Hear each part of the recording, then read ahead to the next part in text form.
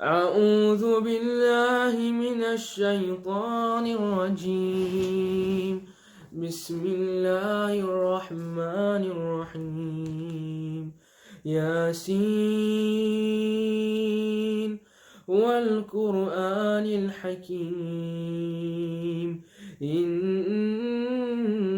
لمن المرسلين على صراط مستقيم تنزيل العزيز الرحيم لتنذر قوما ما أنذر آباؤهم فهم غافلون لقد حق القول على أكثرهم فهم لا يؤمنون إنا جعلنا في أعناقهم مغلالا فهي إلى الأذقان فهم مقمحون وجعلنا من بين أيديهم سدا ومن خلفهم سدا فأغشيناهم فهم لا يبصرون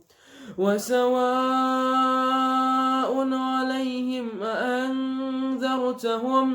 أم لم تنذرهم لا يؤمنون إنما تنذر من اتبع الذكر وخشي الرحمن بالغيب فبشره بمغفرة وأجر كريم إنا نحن نحيي الموتى ونكتب ما قدموا وآثارهم وكل شيء أحصيناه في إمام مبين واضرب لهم مثلا أصحاب القرية إذ جاءها المرسلون إذ أرسلنا إليهم اثنين فكذبوهما فعززنا بثالث فقالوا إنا إليكم مرسلون قالوا ما أنتم إلا بشر مثلنا وما أنزل الرحمن من شيء إن أنتم إلا تكذبون قالوا ربنا يعلم إنا إليكم لمرسلون وما علينا إلا البلاغ المبين قالوا إنا تطيرنا بكم لئن لم تنتهوا لنرجمنكم وليمسنكم منا عذاب أليم قالوا طائركم معكم أئن ذكرتم بل أنتم قوم مسرفون وجاء من أقصى المدينة رجلا يسعى قال يا قوم اتبعوا المرسلين اتبعوا من لا يسألكم أجرا وهم معتدون وما لي لا أعبد الذي فطرني وإليه ترجعون أتخذ من دونه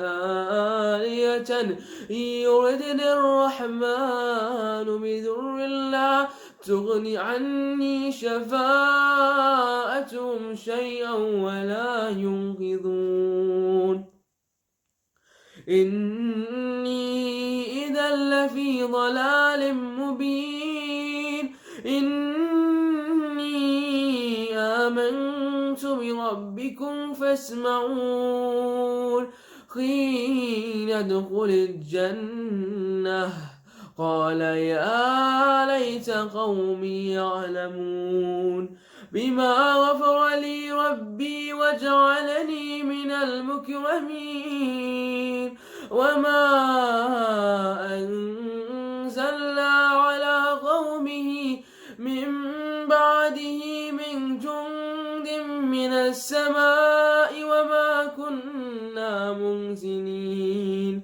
إن كانت إلا صيحة واحدة فإذا هم خامدون يا حسرة على العباد ما يأتيهم من رسول إلا كانوا به يستهزئون ألم يروا كم أهلكنا قبلهم من القرون أنهم إليهم لا يرجعون وإن كل لما جميع لدينا محضرون وآية لهم الأرض الميتة أحييناها وأخرجنا منها هبا فمنه يأكلون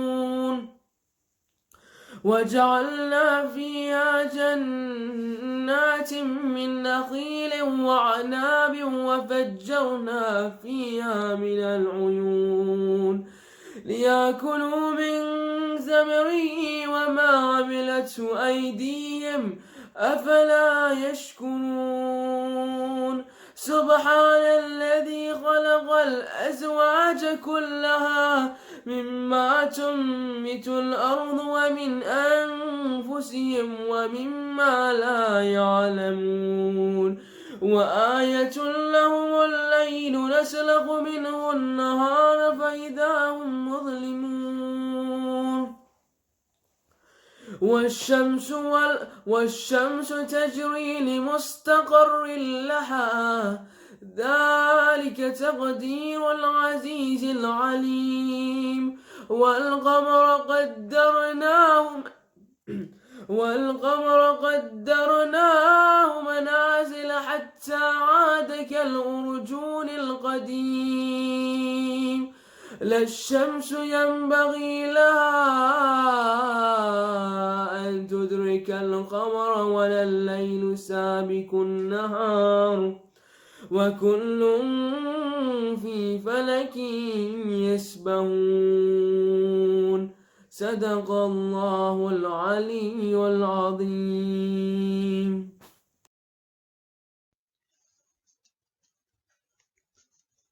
اشکوں کا ایک طوفان ہے کربل کا ایک صحرا ہے اشکوں کا ایک طوفان ہے کربل کا ایک صحرا ہے آل محمد پیاسے رہے دریا اب بھی روتا ہے آل محمد پیاسے رہے دریا اب بھی روتا ہے اشکوں کا ایک طوفان ہے کربل کا ایک صحرا ہے گل کر دی جب شمع اس شب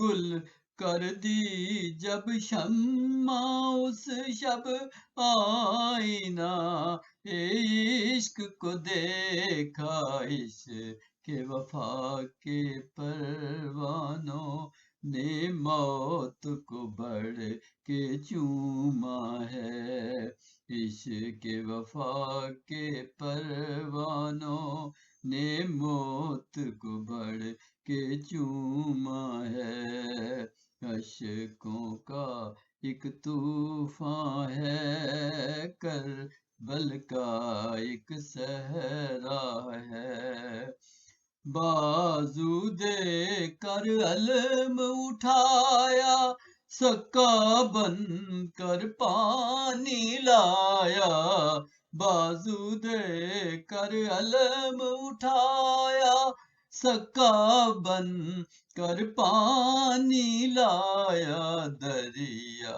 قابو کر کے بھی آج تلک وہ پیاسا ہے، دریا قابو کر کے بھی آج تلک وہ پیاسا ہے، اشکوں کا ایک طوفان ہے، کربل کا ایک صحرا ہے، اشکوں کا ایک طوفان ہے، کربل کا ایک صحرا ہے، آل محمد پیاسے رہے، آل محمد پیاسے رہے، دریا اب بھی روتا ہے، اشکوں کا ایک طوفان ہے،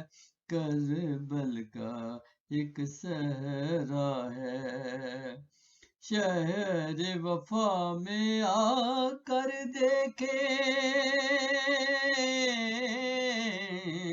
شہر وفا میں آ کر دیکھیں، جو مانگے وہ ملتا ہے، شہر وفا میں آ کر دیکھیں، جو مانگے وہ ملتا ہے، ہر مومن کی ہر منت پر اس کے علم کا سایہ ہے، ہر مومن کی ہر منت پر اس کے علم کا سایہ ہے، اشکوں کا ایک طوفان ہے، کربل کا ایک صحرا ہے، آل محمد پیاسے رہے، دریا اب بھی روتا ہے، اشکوں کا ایک طوفان ہے، کربل کا ایک صحرا ہے، غازی تیری قبر کے گرد پانی میں رقصاں ہے، غازی تیری قبر کے گرد پانی میں رقصاں ہے، موج فرات ہے شرمندہ، موج فرات ہے شرمندہ، پیاسی اب بھی سکینہ ہے، اشکوں کا ایک طوفان ہے، کربل کا ایک صحرا ہے، آل محمد پیاسے رہے، دریا اب بھی روتا ہے، اشکوں کا ایک طوفان ہے، کربل کا ایک صحرا ہے، اشکوں کا۔ بسم اللہ الرحمن الرحیم۔ جناب عقیل عباس جعفری صاحب کا یہ کلام ایک سلام کے کچھ اشعار پیش کر رہا ہوں، ایک مرتبہ سب مل کر درود پڑھ دیں محمد وآل محمد پر، اللہم صلی علی محمد وآل محمد وعجل فرجہم۔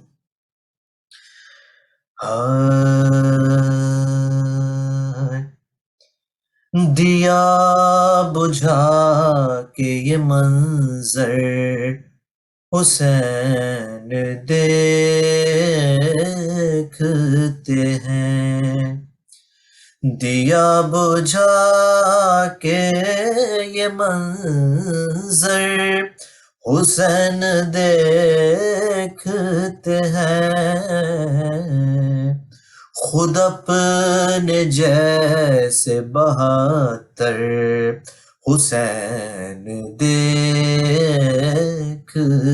ہیں، خود اپنے جیسے بہتر حسین دیکھتے ہیں، دیا بجھا کے یہ منظر اور بچھا کے فرش عزا جب عالم کو لہرایا،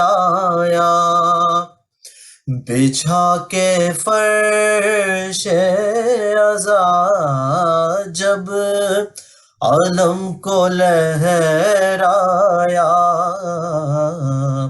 تو یوں لگا کہ میرا گھر حسین دیکھتے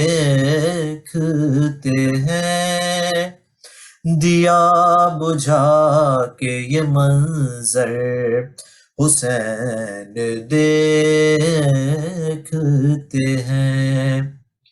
اور کبھی ہے دوش نبی پر، کبھی سر نیزہ، کبھی ہے دوش نبی پر، کبھی سر نیزہ، ہمیشہ آج پہ جا کر حسین دیکھتے ہیں، دیا بجھا کے یہ منظر۔ اور کہ چلتے چلتے کہا کیا جناب صغرا نے، کہ چلتے چلتے کہا کیا جناب صغرا نے، کہ بار بار پلٹ کر حسین دیکھتے ہیں۔ ہے یہ آنے والے مسافر حبیب ہیں شاید، یہ آنے والے مسافر حبیب ہیں شاید، جنہیں گلے سے لگا کر حسین دیکھتے ہیں، دیا بجھا کے یہ منظر۔ اور یہ کس جوان شہادت کا اذن چاہا ہے، یہ کس جوان شہادت کا اذن چاہا ہے، کہ سوئے زینب مضطر حسین دیکھتے ہیں، دیا بجھا کے یہ منظر حسین دیکھتے ہیں۔ ہے یہ کون بازو بریدہ گرا سر ساحل، یہ کون بازو بریدہ گرا سر ساحل، یہ کس کے شان ہلا کر حسین دیکھتے ہیں۔ اور دعا کرو کہ خجالت نہ ہو سر محشر، دعا کرو کہ خجالت نہ ہو سر محشر، تیرے عمل تیرا محضر حسین دیکھتے ہیں، دیا بجھا کے یہ منظر، اور اسی لیے تو ہوئی شش جہان میں شہرت، اسی لیے تو ہوئی شش جہان میں شہرت، میرے کلام کو اکثر حسین دیکھتے ہیں، دیا بجھا کے یہ منظر حسین دیکھتے ہیں۔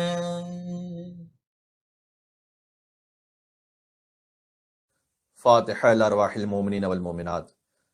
بسم اللہ الرحمن الرحیم، الحمد للہ رب العالمین، الرحمن الرحیم، مالک یوم الدین، ایاک نعبد و ایاک نستعین، اہدنا الصراط المستقیم، صراط الذین انعمت علیہم غیر المغضوب علیہم ولا الضالین۔ ان اللہ وملائکتہ یصلون علی النبی یا ایہا الذین آمنوا صلوا علیہ وسلموا تسلیما۔ اللہم صل علی محمد وآل محمد۔ اعوذ باللہ من الشیطان الرجیم، بسم اللہ الرحمن الرحیم۔ الحمد للہ الذی دل علی ذاتہ بذاتہ وتنزہ عن مجانست مخلوقاتہ وجل عن ملائمت کیفیاتہ، یا من قرب من خطرات الظنون وبعد عن لحظات العیون وعلم بما كان قبل أن يكون، والصلاة والسلام على مبلغ الرسالات الإلهية سيدنا ونبينا وحبيب قلوبنا وطبيب نفوسنا وشفيع ذنوبنا أبي القاسم المصطفى محمد۔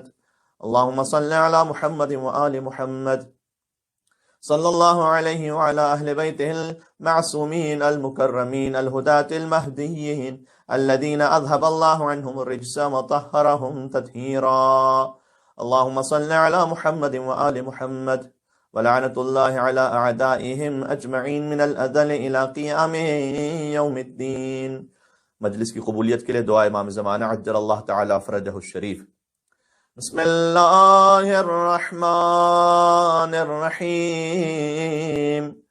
اللہم کن لولیک الحجة ابن الحسن صلواتک علیہ وعلى آبائه في هذه الساعة وفي كل ساعة وليا وحافظا وقائدا وناصرا ودليلا وعينا حتى تسكنه أرضك طوعا وتمتعه فيها طويلا۔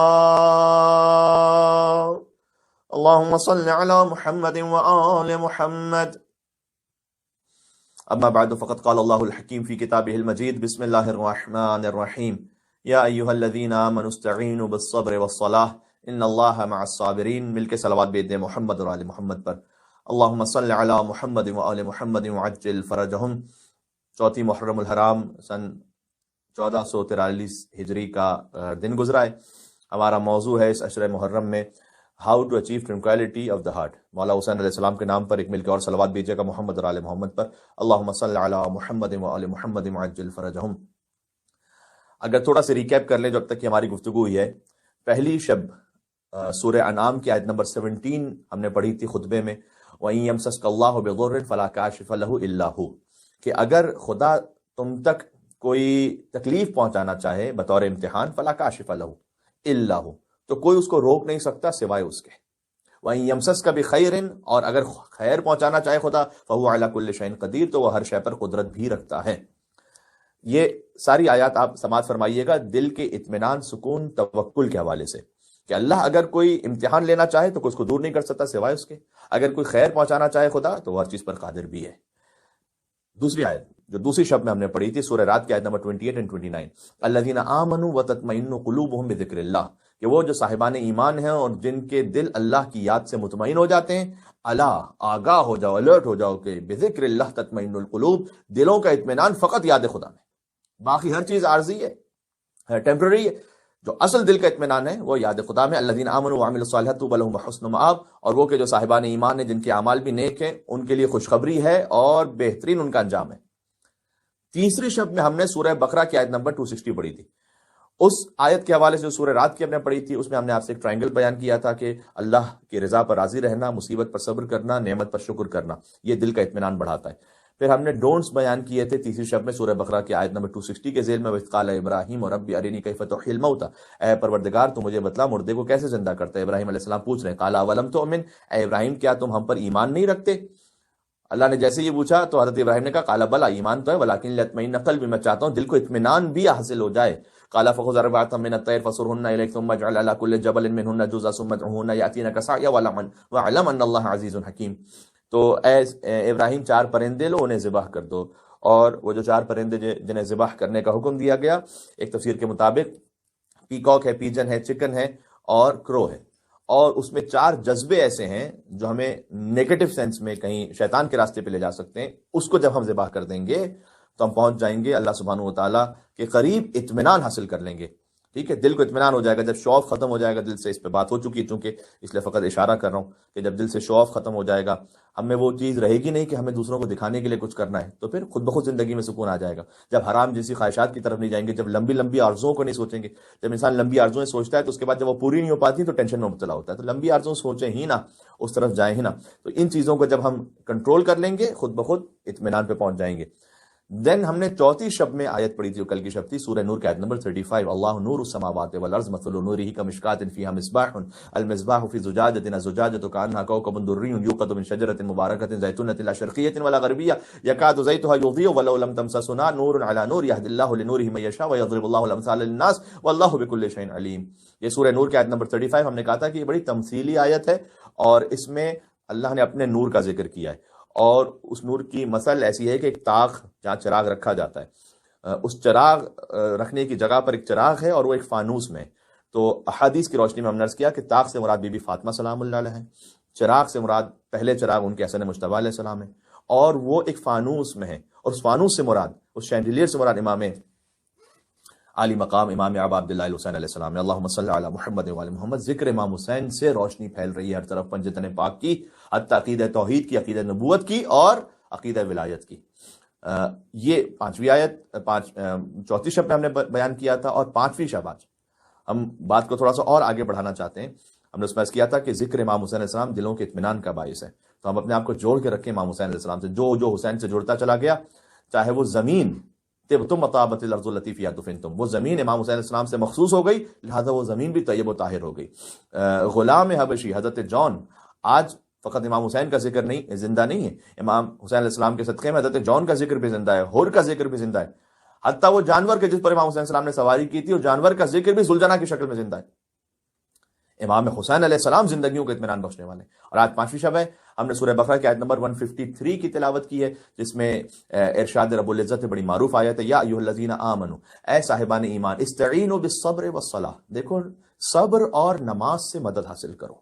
یہ اللہ کہہ رہا ہے ان اللہ مع الصابرین، یقیناً اللہ صبر کرنے والوں کے ساتھ ہے۔ دیکھیں آج ہمیں تھوڑی سی صبر پر بات کرنی ہے، اور صبر کن کن چیزوں میں ہمیں کرنا ہے، تاکہ ہماری زندگی میں جب پیشنس آ جائے گی، خود بخود ٹھہراؤ آئے گا، بہت سی چیزوں کی طرف ایکسٹرا نہیں بھاگیں گے، دل میں اطمینان رکھیں گے کہ ہو سکتا ہے کہ پہلی دفعہ میں کام نہ ہو پائے، دوسری دفعہ کے لیے ہمیں محنت کرنی ہے، تیسری دفعہ کے لیے محنت کرنی ہے، بالخصوص تربیت اولاد کے لیے، بالخصوص حرام کو چھوڑنے کے لیے۔ ٹھیک ہے، صبر کا ذکر یہاں پر نماز سے پہلے کیا اللہ نے، ٹھیک ہے نا، استعینوا بالصبر والصلاۃ، یعنی کہ استعینوا بالصلاۃ والصبر، اے ایمان والوں صبر اور نماز سے مدد حاصل کرو۔ اور لطیف بات یہ ہے کہ آیت کا اختتام اس بات پر نہیں کہ ان اللہ مع المصلین، کہ اللہ نماز پڑھنے والوں کے ساتھ ہے نا، ان اللہ مع الصابرین، سبحان اللہ، یعنی صبر کی کیفیت وہ ہے کہ حتیٰ اس آیت میں کم از کم اسے نماز سے زیادہ امپورٹنس دی گئی کہ دیکھو اگر تم صبر پہ پہنچ جاؤ اللہ تمہارے ساتھ ہے۔ صبر کس کس بات میں؟ حکم خدا کی بجاوری میں صبر. حجاب کرنا بہت سی جگہوں پر آسان نہیں، حتیٰ نماز پڑھنا بعض جگہوں پہ آسان نہیں، حتیٰ یہ کہ بعض اوقات جوائنٹ فیملی سسٹمز میں بہت سے ایسے مسائل ہوتے ہیں کہ آپ کسی واجب پر عمل کرنا چاہتے ہیں، حکم شرعی پر عمل کرنا چاہتے ہیں، آپ کے لیے بڑی مشکلات ہیں. اپنے مال میں سے خمس زکوٰۃ ادا کرنی ہے، اتنا آسان نہیں. حکم خدا کی بجاوری پر صبر کرنا. دوسرا ہے محرمات سے بچتے ہوئے صبر کرنا. سامنے نگاہ حرام ہے، اپنے آپ کو یعنی اس بات پر فورس کرنا کہ میں اس حرام نگاہ کی طرف نہ جاؤں، اس پر صبر کرنا. یہ خود صبر کی اعلیٰ ترین قسم بلکہ یہی بیان کی گئی. اینڈ دین ہے مصائب پر صبر کرنا. ٹھیک ہے. اچھا میں مثالیں دیتا ہوں آپ کو. ہم اور آپ میں سے کون نہیں چاہتا کہ ہمارا بچہ جو ہے وہ نمازی بنے، دیندار بنے؟ اس کے لیے ہمیں صبر و استقامت دکھانا ہوگی. آپ اپنی پوری ایفرٹ کر لیجئے تاکہ دل میں کسک نہ رہ جائے کہ کاش وہ بھی کر لیتا. باقی یہ کہ اللہ نے اسے بھی صاحب اختیار بنایا ہے، پھر اللہ تعالیٰ نے اس کے لیے جو تقدیر میں لکھا ہے، جو خود اپنی وہ تقدیر متعین کرے گا، وہ اللہ کے ساتھ اس کا حساب کتاب ہے. لیکن اپنی پوری پیشنس کے ساتھ. یہ میں کیوں کہہ رہا ہوں؟ قرآن میں سورہ طہ کی آیت نمبر 132 ہے، وَأَمُرْ أَهْلَكَ بِالصَّلَاةِ، کہ اپنے اہل و عیال کو نماز کا حکم دیجئے، وَاسْتَبِرْ عَلَيْهَا. اللہ نے خود اس کے بعد یہ کہا ہے کہ نماز کا حکم دے کے چھوڑنا تو وَاسْتَبِرْ عَلَيْهَا، اس پر صبر کرو. سبحان اللہ. نہ لا نسألک رزقا، ہم تم سے کچھ اور مانگ نہیں رہے، ہم صبر مانگ رہے ہیں تجھ سے. یہ اللہ سبحانہ وتعالیٰ نے کہا نحن نرزقک، بلکہ ہم تمہیں رزق عطا کرنے والے ہیں. والعاقبۃ للتقوی، یاد رکھو جو اینڈ ہے وہ تقوی جو رکھنے والا ہے اس کا بہتر اختتام ہے. تقوی اسی کے پاس ہوگا کہ جو امام المتقین کا ماننے والا ہو. آخری اینڈ اس کا اچھا ہے جس کے پاس تقوی ہے، یعنی خوف خدا ہے. وَأَمُرْ أَهْلَكَ بِالصَّلَاةِ، سورہ طہ نمبر 132، کہ حکم دو اپنے اہل و عیال کو نماز کا، وَاسْتَبِرْ عَلَيْهَا، لیکن صبر بھی دکھاؤ. آگے کاشف الغطا، بہت greatest, one of the greatest in Shia history, کہتے ہیں 40 سال تک مکروہ نہیں کیا کبھی انہوں نے، 40 سال تک. تو نجف اشرف میں مقیم تھے، تو چاہتے تھے کہ ان کا بیٹا نماز شب پڑھے. دیکھیں اب وہ تو خیر چونکہ خود ایک طرح سے مرجع تقلید تھے اور ایک عارف تھے، تو ان کے لیے یہ مشکل نہیں تھی کہ میرا بیٹا فجر کی نماز پڑھے گا ہی نہیں. ان کے لیے مشکل یہ تھی ان کے دل میں کہ میرا بیٹا نماز شب پڑھے گا ہی نہیں. تو وہ خود جاتے تھے حرم امیر المومنین علی بن ابی طالب علیہ السلام میں نماز پڑھنے کے لیے شب کی. تو بیٹا جو ہے وہ سو رہا تھا، تو ایک دن اسے اٹھایا. اب نجف کی سردی بھی آپ جانتے ہیں کہ کتنی سخت ہوتی ہے، تو ایک دن اسے اٹھایا، کہا چلو میرے ساتھ آج نماز شب کے لیے. وہ ظاہر ہے کہ جوان بیٹا، نیند کا غلبہ ہوتا ہے، کہا کہ بابا میں فجر پڑھ لوں گا اب یہاں پر آپ جائیں. تو کہا بیٹا ایک شب میرے ساتھ چلو، میں تمہارا باپ ہوں، کیا اتنا بھی حق نہیں رکھتا میں کہ ایک شب کم از کم تم میرے ساتھ چلو، ایک شب فقط؟ اچھا بابا ٹھیک ہے آپ کا جو حکم ہو. تو ایک شب کے لیے منا کر اپنے بیٹے کو اٹھایا اور لے کر چلے. اور حرم امیر المومنین کی طرف جا رہے ہیں تو راستے میں بہت سارے فقیر آدمی بیٹھے ہوتے ہیں، اس وقت اور زیادہ بیٹھے ہوتے تھے. تو اب تربیت، فقط نماز پڑھا دینا کافی نہیں بچے کو، تربیت کے پروسیس سے اگر آپ گزار دیں تو وہ خود بخود انشاءاللہ اس راستے پہ چل نکلے گا. اس کے ذہن کو کلیئر کر دیں. تو آگے کاشف الغطا نے بیٹے سے پوچھا کہ بیٹا یہ بتلاؤ کہ یہ سارے فقیر یہاں کیوں بیٹھے ہوئے؟ تو کہا بابا ظاہر سی بات ہے کہ یہاں پر امید پہ بیٹھے ہوئے ہیں کہ کوئی آتے جاتے انہیں کچھ دے دے گا. تو اچھا بیٹا یہ بتاؤ کہ کیا انہیں یقین ہے کہ کچھ نہ کچھ مل جائے گا؟ کہنے بابا یقین تو صرف تو کوئی نہیں کہہ سکتا، ہو سکتا ہے کہ کسی دن کشکول خالی چلا جائے، کسی دن کچھ مل جائے، بہت کم ملے، زیادہ ملے، کچھ نہیں پتا. تو آگے کاشف الغطا نے اپنے بیٹے سے کہا کہ یہ اپنی نیند کو قربان کر کے اس ٹھنڈی رات میں یہاں پر موجود ہیں، یقین پر نہیں، فقط ایک امید پر کہ شاید کچھ مل جائے گا. ملے گا کیا؟ دنیا کا کچھ ملے گا. تم اپنی نیند کو اس یقین پر قربان نہیں کر سکتے کہ یقین ہے مجھے کہ اگر میں نماز شب کے لیے اٹھوں گا تو اللہ سبحانہ وتعالی مجھے اجر عطا فرمائے گا، اگر میں فجر کے لیے اٹھوں گا تو اللہ جزا عطا فرمائے گا. وہ فقیر اپنی نیند قربان کر دیتا ہے فقط شک پر. کیا تم اس یقین کی خاطر اپنی نیند سے نہیں اٹھ سکتے کہ مجھے یقین ہے کہ اللہ سبحانہ وتعالی نے وعدہ کیا ہوا ہے؟ بس ایک مرتبہ ایسے نصیحت کی، کہنے والی کی زبان پر بھی اثر ہوتا ہے، دل پر اثر ہو گیا، پابند ہو گیا نماز شب کا. تو ایسے بہت سے واقعات ہیں کہ ماں باپ کو آپ کو کسی ٹیکٹک کے ساتھ بھی ٹرین کرنا پڑے گا اپنے بچے کو. صاحب ابن عباد ایک وزیر تھے اور عالم بھی تھے. شیخ صدوق نے اپنی بعض کتابیں انہیں ہدیہ کی تھی، یعنی اس لیول کے عالم تھے. تو بہت سخی تھے، تو یعنی ایک شب میں ہزار لوگوں کو افطار کرواتے تھے، اتنے سخی تھے. تو انہوں نے دیکھا کہ ایک مرتبہ گلی میں ایک شوہر اور زوجہ جھگڑا کر رہے ہیں آپس میں. انہوں نے پوچھا کہ کیوں جھگڑ رہے ہو؟ کہ ہماری بیٹی کی شادی ہے اور ہمارے پاس کوئی مال و اسباب ہے نہیں، تو آپس میں ہمارا اس پہ تنازع ہو گیا کہ بیٹی کو کیا دیں گے. تو وہ کہتے ہیں کہ آؤ میرے پاس. لے کر گئے. اب چونکہ وزیر بھی تھے لہٰذا عالی شان ان کا تھوڑا سا اس زمانے کے اعتبار سے ایک اہتمام تھا کہ یہ لے جاؤ میرا کمبل، یہ لے جاؤ میرا قالین، یہ لے جاؤ میرے اسباب، سب لے جاؤ میرا، اور جا کے دے دو اپنے بیٹی کو. تو اتنے سخی تھے وہ. تو ان سے پوچھا گیا کہ آپ اتنے سخی بنے کیسے؟ تو کہتے تھے میری ماں کی تربیت کی وجہ سے. بہت امپورٹنٹ ہے، بہت امپورٹنٹ کہ ماں کی تربیت کی وجہ سے. میری ماں ہر رات میرے تکیے کے نیچے کچھ رقم رکھ دیتی تھی اور کہتی تھی کہ صبح جب میں اٹھتا تھا دیکھتا تھا تکیے کے نیچے کچھ ہے، تو کہتی تھی کہ بیٹا آج جب اسکول جانا نا، اس زمانے میں جو بھی مدرسے ہوتے تھے، تو جب جانا تو جو پہلا فقیر نظر آئے اسے دے دینا. کہتے میری اتنی عادت ہو گئی تھی کہ میں صبح اٹھتے ہی پہلے اپنے تکیے کے نیچے دیکھتا تھا، جو کچھ ہوتا تھا اپنے پاس رکھ لیتا تھا. جب اپنے مدرسے جا رہا ہوتا تھا بچپن کے عالم میں اور نوجوانی کے عالم میں، تو دیتا ہوا جاتا، جو فقیر ملتا دیتا ہوا جاتا تھا. حتیٰ جب وزیر بھی بن گئے تھے تو اپنے خدام سے کہتے تھے کہ میرے تکیے کے نیچے وہ رکھ دیا کرو کچھ نہ کچھ، تاکہ جب میں صبح اٹھوں تو مجھے میری ماں کی یاد آتی رہے اور جو انہوں نے عادت مجھے کروائی تھی وہ مجھ سے بھول نہ جائے اور میں اس میں باقی رہوں. یہ ہوتا ہے والدین کا پیشنس. بہت ساری چیزیں آپ پیشنس سے حل کر سکتے ہیں. ٹھیک ہے، تربیت کرنے میں صبر، علم حاصل کرنے میں صبر. اگر آپ کو کسی صلاحیت تک پہنچنا ہے تو اس کے لیے بھی آپ کو پیشنس چاہیے. دنیا میں کوئی انسان کسی بھی مقام تک پہنچا ہے وہ دفتر نہیں پہنچ گیا.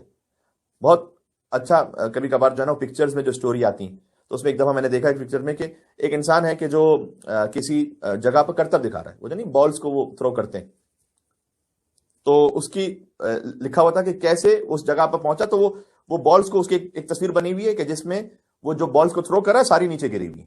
پھر اس کے بعد ایک اور تھوڑی بعد کی تصویر بنی ہوئی کہ بال کو تھرو کر رہا ہے، کچھ نیچے گری ہوئی ہے. پھر اوپر جب اسٹیج پر وہ پہنچا ہے تو اب وہ جو بال کو تھرو کر رہا ہے تو سارا اس کے کنٹرول میں ہے. تو کسی آپ صلاحیت کو حاصل کرنا چاہتے ہیں، علم حاصل کرنا چاہتے ہیں، صبر کرنا پڑے. حتیٰ وہ علم جو آپ کو اللہ کے راستے تک پہنچا اس میں بھی صبر کرنا پڑے.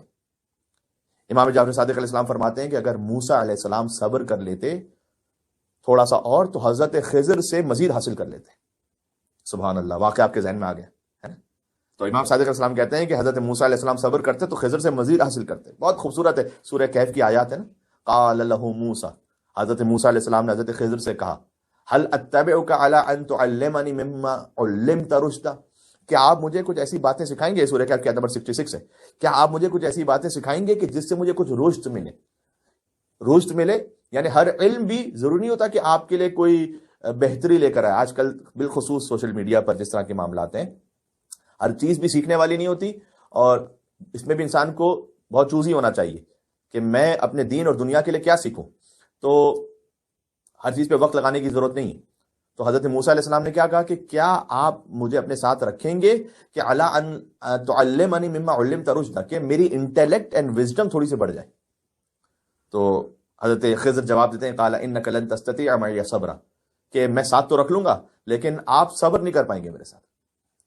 اور پھر خود کہتے ہیں وکیف تصبر، اور صبر بھی کیسے کریں گے آپ، علی ما لم تحط به خبرا، کہ آپ کو اس بات کی خبر ہی نہیں کہ جو مجھے خبر ہے، تو آپ صبر نہیں کر پائیں گے.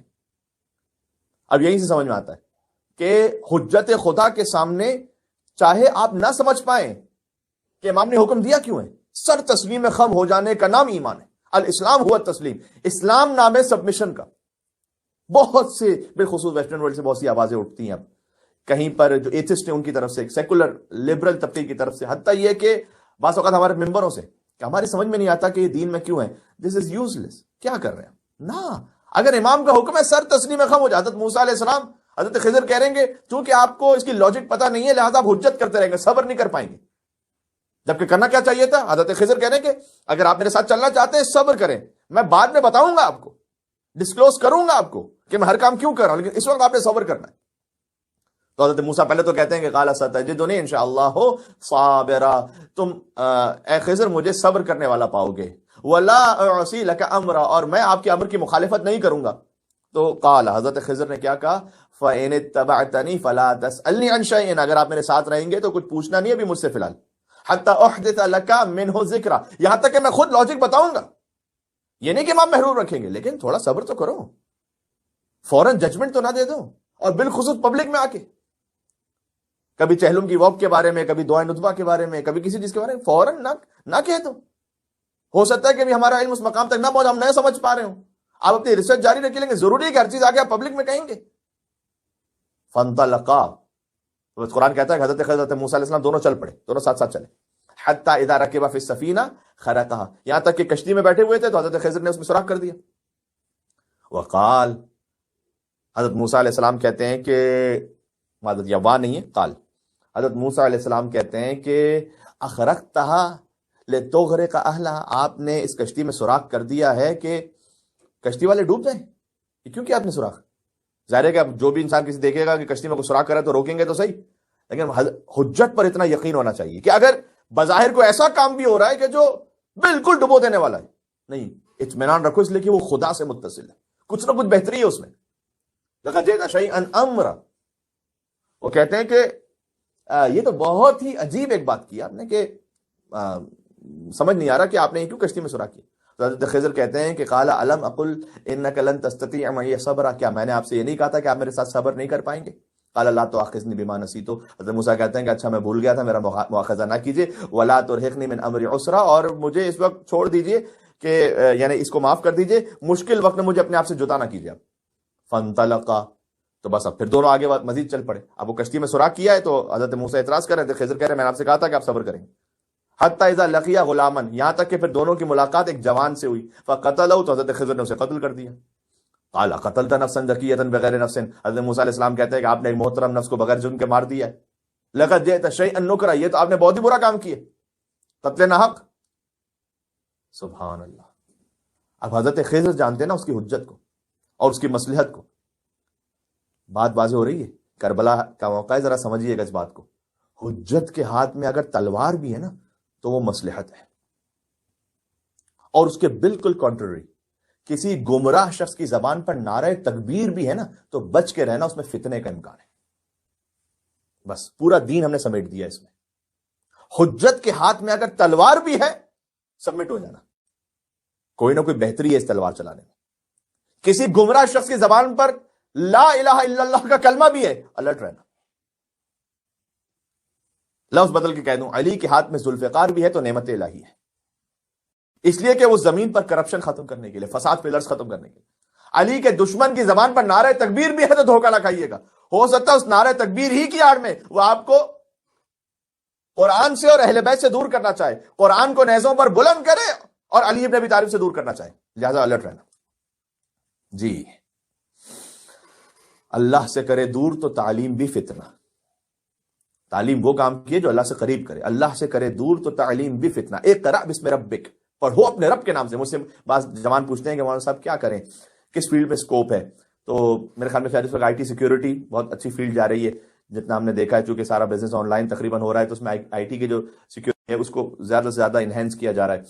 تو لیکن ہم اکنامکس پڑھیں، ہم مثلا ٹریڈی بن جائیں، ہم ڈاکٹر بن جائیں، میڈیکل سائنس میں جائیں، بزنس کریں، میں کہتا ہوں جو بھی کریں، جو کرنا آپ نے کیجئے، جو آپ نے اپنی صلاحیت آپ دیکھتے ہیں اور جو اپورچونٹی آپ دیکھتے ہیں. اقرا بسم ربک، پڑھو. کیا پڑھو؟ اب یہاں پر نہیں، اقرا مطلق ہے، جو مفید چیزیں پڑھیں. بسم ربک، پڑھیں رب کے نام سے. یا اللہ، پڑھیں اس رب کے نام سے جس نے آپ کو خلق کیا. ایجوکیشن مجھے ملحد نہ بنا دے، ایجوکیشن مجھے متعبد بنا دے اللہ کا. اور اسی سورہ اقرا کی جو آخری آیت ہے، میں پڑھوں گا نہیں، اس پہ سجدہ واجب ہو جائے گا پڑھنے والوں اور سننے والوں پر.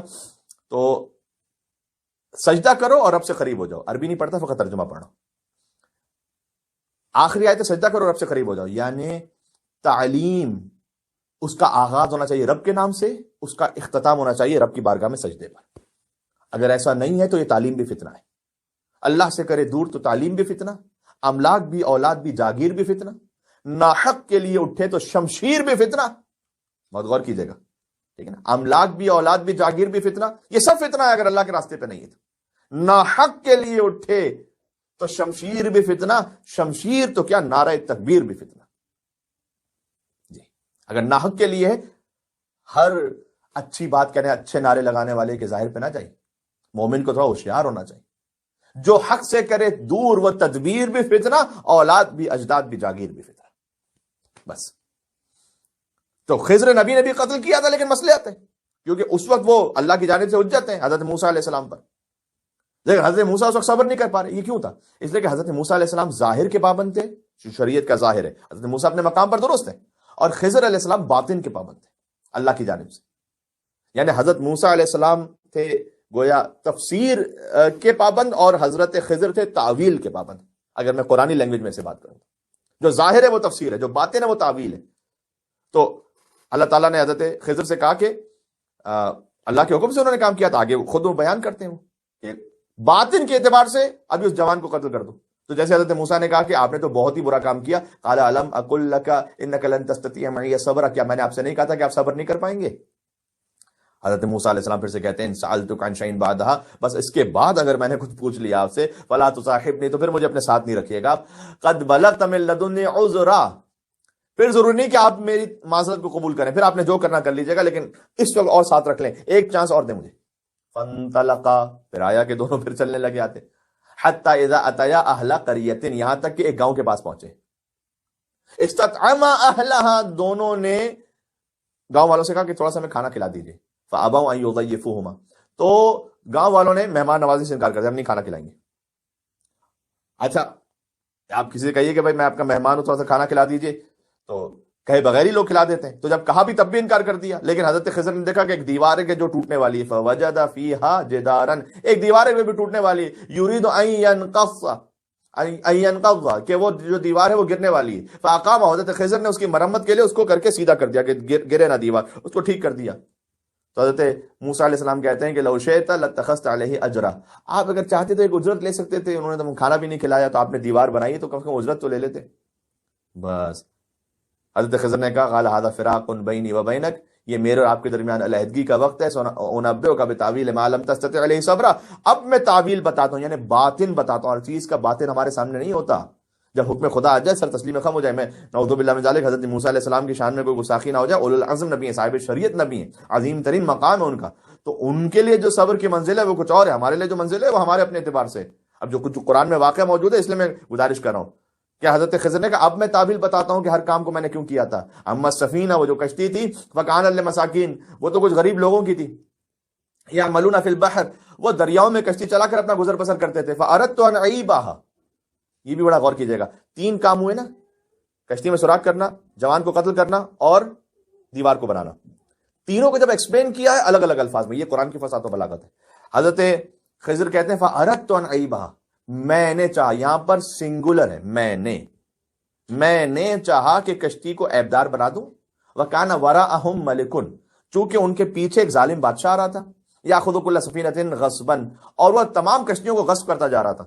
تو میں نے اس میں سوراخ کر دیا کہ جب اس کشتی کو دیکھے گا چھوڑ دے گا، اس لیے کہ عیب والی کشتی ہے. بعد میں خود کشتی والے مرمت کر لیں گے، ان کی کشتی بچ جائے گی. کبھی کبھار اللہ کچھ عیب اس لیے بھی پیدا کر دیتا ہے کہ بڑے نقصان سے بچا لیں. بہت غور کیجیے. کبھی چھوٹا نقصان اس لیے ہوتا ہے کہ بڑی مصیبت سے بچ جائیں. نہ کہیں، شکوہ نہ کریں کہ میری جاب کیوں چلی گئی، اپنی ایفرٹ پوری کریں. لیکن اگر سب کچھ ہونے کے باوجود بھی کچھ ہو گیا ہے، میری جاب کیوں چلی گئی، میں ٹریول کیوں نہیں کر پایا، ویزا کیوں نہیں ملا، فلاں جگہ میری شادی کیوں نہیں ہوئی. ہو سکتا ہے جاب لے کر اللہ آپ کی جان بچا رہا ہو، کہیں آپ کی اللہ نے عزت بچائی ہو، کہیں آپ کا ایمان بچایا ہو. ہو سکتا ہے فلاں جگہ شادی ہو جاتی، بہت بڑی مصیبت سے شاید اللہ نے بچایا ہو، نسلوں میں کسی مصیبت سے بچایا ہو. Who knows؟ یہ ہے اس پر صبر کرنا، جو اللہ نے ہمیں عطا کر دیا ہے اس پر راضی رہنا. وہ اما الغلام، تو پہلی بات کیا تھی کہ دیکھو کشتی میں نے اس لیے سوراخ کیا. اب جو کشتی میں سوراخ کیا، حضرت خضر نے تو کہا کہ میں نے ارادہ کیا، سنگولر میں نے کہا، اردت ان اعیبھا. وہ اما الغلام، اور جو وہ جوان لڑکا تھا اس کو میں نے کیوں، فکان ابواہ مومنین، حضرت خضر کہتے ہیں کہ اس کے جو ماں باپ تھے وہ مومن تھے. فخشین ان یرہقہما طغیانا وکفرا، تو خطرہ یہ تھا کہ وہ جوان اپنے گناہوں کی وجہ سے ان ماں باپ کو بھی کفر اور سرکشی میں نہ پھنسا لے. لہذا اللہ کا حکم آیا کہ فاردنا، تو ہم نے ارادہ کیا.